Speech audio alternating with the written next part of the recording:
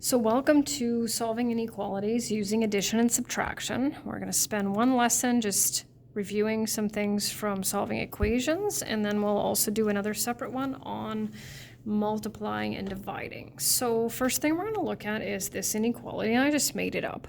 So 6 is greater than 4. That's true, right? We know that 6 is a larger number. So what we're going to do is we're going to add 2 to both sides.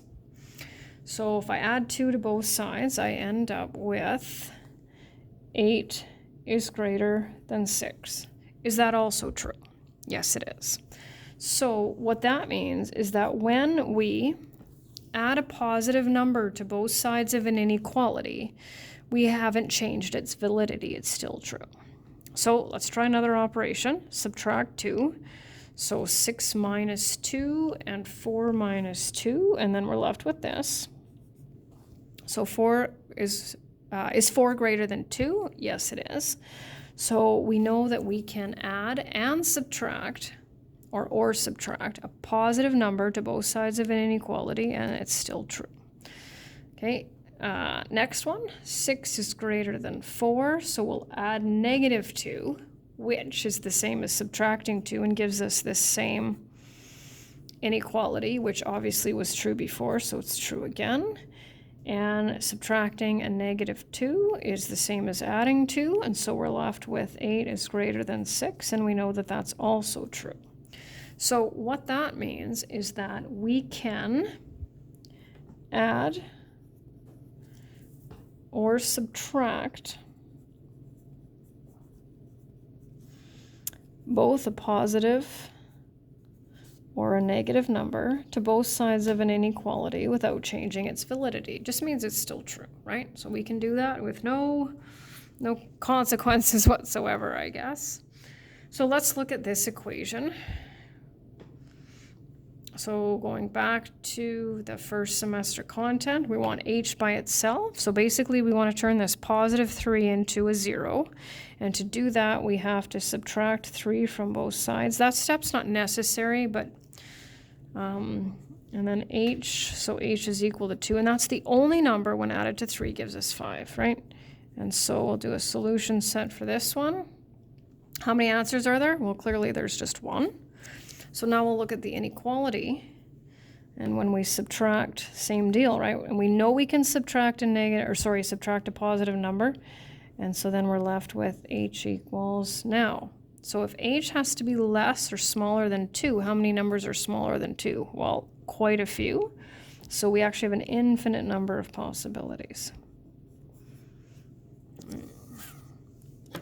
Okay, so next, I'm just going to move a few too many things in my way here. So write an integer, a simplified fraction, and a decimal that satisfy the following inequalities. So it's a solve first. So we'll subtract 2 from both sides. Don't need it. So this step is entirely up to you. You just want to be careful and watch.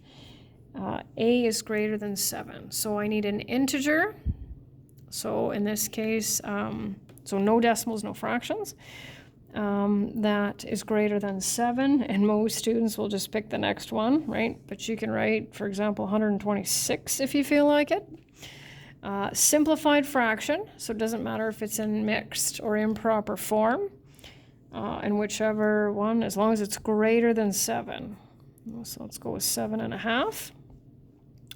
And a decimal. Oh, instead of going with the 7, I'm going to go 14 point, look at that, 3. So as long as it's greater than 7, that's what I'm looking for. Here's another one.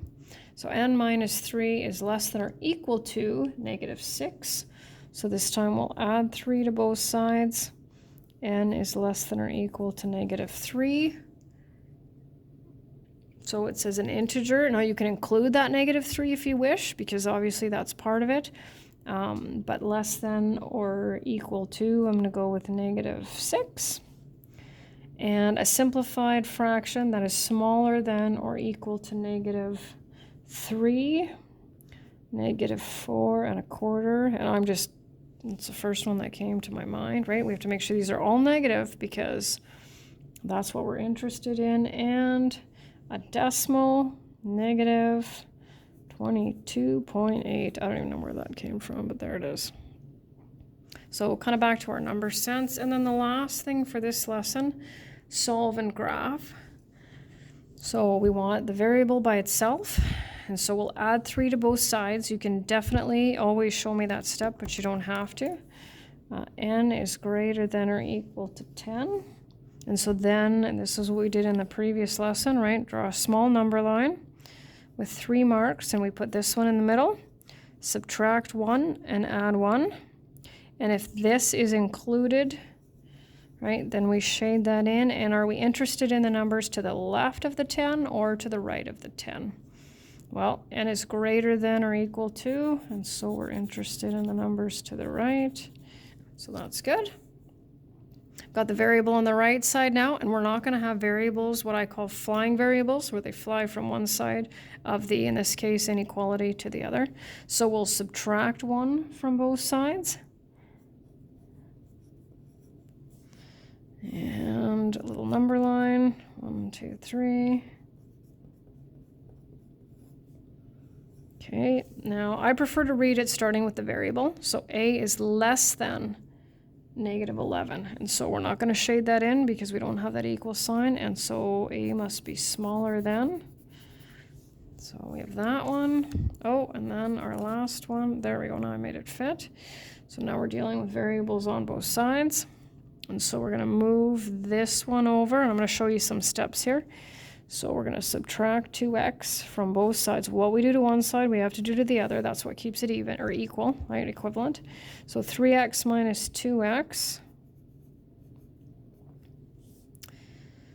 And then subtract 3 from both sides. 1, 2, 3. 3, 4, and 5. Not going to shade it in. Greater than means we're interested in the numbers on the right. And that's it.